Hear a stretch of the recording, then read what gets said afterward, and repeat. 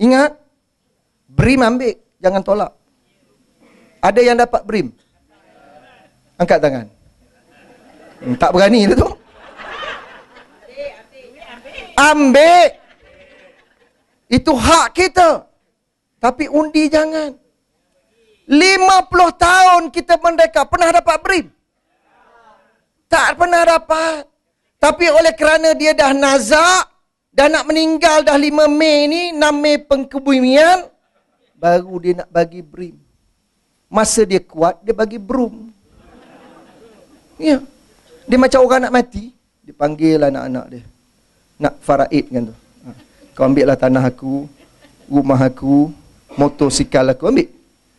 Itulah UMNO nak mati dah. BRIM 1, BRIM 2, BRIM 3, ambil.